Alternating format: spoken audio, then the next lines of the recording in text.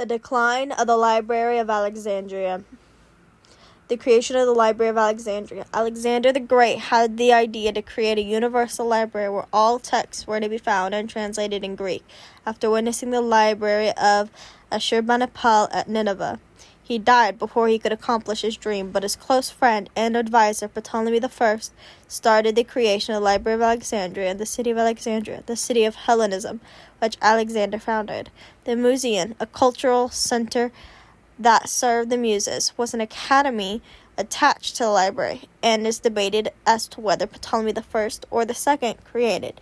To attract scholars to the museum, the Ptolemies offered free board, lodging, servants, tax exemptions, and handsome salaries for life, and a network of paths, gardens, and zoological displays connected the main academy building to the library. The Library of Alexandria held 400,000 to 700,000 scrolls, and they were collected through a multitude of means. The Ptolemies did anything in their power to fill the library with of rare and beautiful manuscripts, wanting only the best and the most original for the library. When books were found during plundering, copies were made and sent back to the owners, and the originals were kept for the library. The first event that leads to the decline and the destruction of the Library of Alexandria is the fire set by Julius Caesar's army. Julius Caesar, after learning of the destruction of Pompeii, is trapped in a civil war between Ptolemy and his sister Cleopatra. When he takes the side of Cleopatra, Ptolemy besieges Caesar and Cleopatra within the city of Alexandria.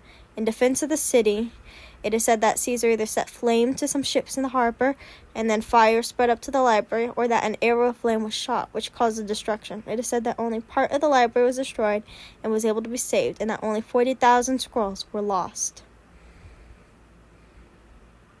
The second event that led to the decline of the library was the destruction during Emperor Aurelian's sack of Alexandria during his war with Queen Zenobia.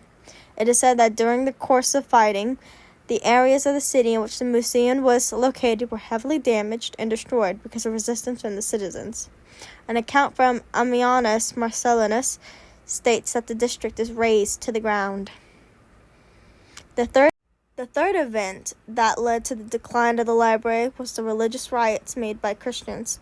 The library was built on pagan grounds, and the museum and serapeum were pagan precincts, which made Christians, who were now part of the majority religion, suspicious of the pagan philosophers and scholars.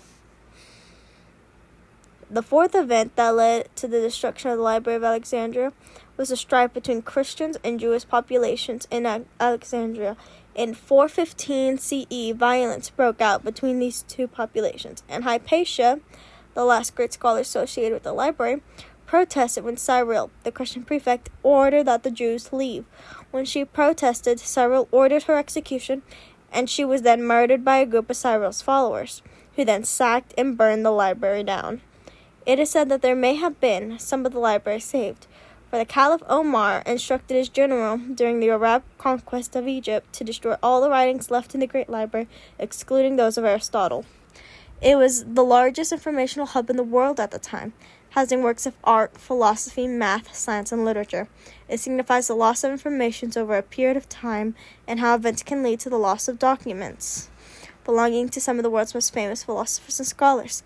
It highlights the value of intellectual achievement and the necessity of preserving and passing on knowledge to future generations.